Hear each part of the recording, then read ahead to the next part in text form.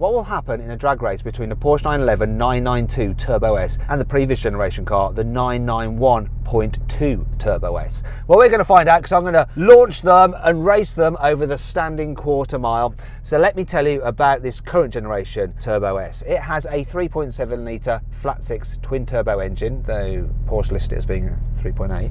They round up in Germany on engines for some reason. Anyhow, it puts out 650 horsepower and 800 newton meters of torque. This car has all-wheel drive. It's got an 8-speed PDK dual-clutch automatic gearbox. If you're German, I'm basically saying dual-clutch automatic gearbox, dual-clutch automatic gearbox, because PDK stands for cut on boring. Let's continue. It also has launch control, and it is quite a heavy car, so it weighs in at 1,640 kilos, and it's expensive, £156,000. Now let me tell you about the previous generation car. It has a 3.8 flat six twin turbo engine. It puts out 580 horsepower and 750 newton meters of torque. It's also got a 7-speed rather than 8-speed dual clutch automatic gearbox. But it is a bit lighter. Maybe that one less gear ratio saves some weight, because that comes in at 1,600 kilos. And when that was new, it was a bit less expensive than this car, £147,000. Now, before we drag race, please make sure you subscribe to this channel and hit the bell icon to turn your notifications on. That way you will not miss a single upload. Anyway, enough of that, let's race.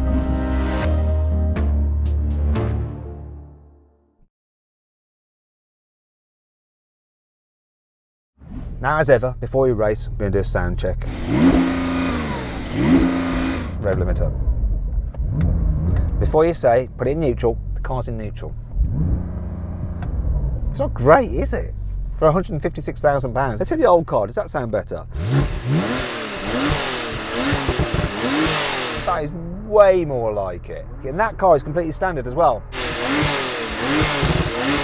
Anyway, that's one win to the old car. But I think things might be about to change.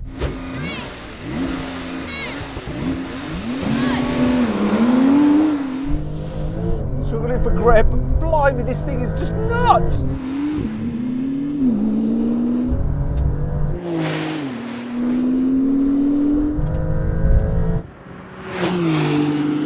I forgot how bonkers this is.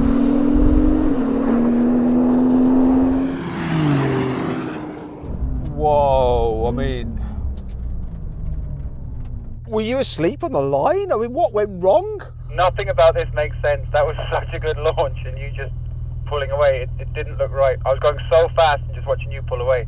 Mental. You know, one of the great things about Porsche 911 Turbo S's is that you can launch them over and over and over and over and over and over and over again, because they're just so tough, and they just deliver numbers over and over and 20 minutes later. over and over again.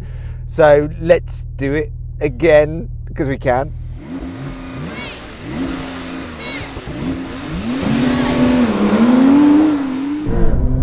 Oh, I'm just not holding on for dear life.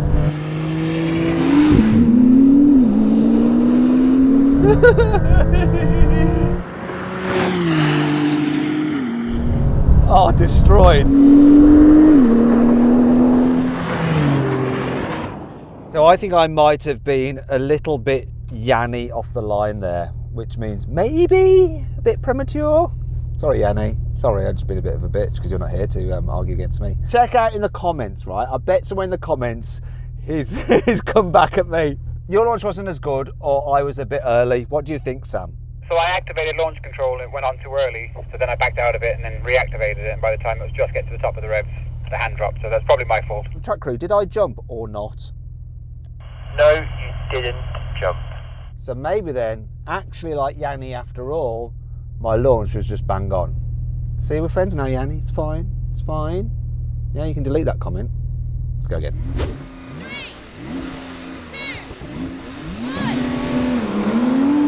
Oh, that hooked. Oh, he did better then. Oh, this thing, every time you're launching it is so brutal. You just have to hold on. Okay, so this is getting really predictable now. It's the same thing over and over again, isn't it? Yeah, that launch was good. I did get some wheel spin. I think we could do this all day long. This isn't going to be quicker than yours. It's not. So then what exactly happened? Well, the new 911 Turbo S did the standing quarter mile in 10.1 seconds, whereas the old Turbo S took 10.8 seconds. Now we're going for a rolling race. Cars are in their normal settings, so just chilling, driving along. Automatic mode for the gearbox. I'm going to call it in, get to 50 miles an hour. 3, 2, 1, floor it. That might bucked. This struggled. I think I was in like 7th gear. Can I catch it before the end of the runway?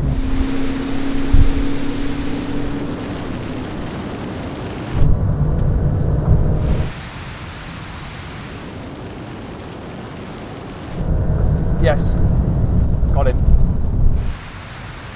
Wow, that was interesting. Yours bucked when you kicked down. I mean, mine was in like 7th gear or something at that point. So I had so many to go down and it just took ages compared to yours. Yeah, it just bucked and went. It was like a cartoon. The nose just lifted and it took off. You seem like you were a sitting duck in that one. Well, I have got one extra gear, so it has to do a bit more thinking when it's choosing which one to go for, and it's having to go down more as well. So maybe that's the reason. Let's take the gearbox kick down out of the equation and try that again. All right, same thing again. This time the car's in manual mode, locked in 3rd, and sport setting for everything. 3, 2, 1, go. Ah, different story now, my friend. Whoa, I mean, look at this. Look at this difference. I mean, this is incredible, really. Right, don't need to go anymore. I mean, for me, that is the race that just shows the difference in performance. This thing is just on another level. It is insane, utterly insane. Next challenge. Brake test from 70 miles an hour. When we reach the line, full emergency stop.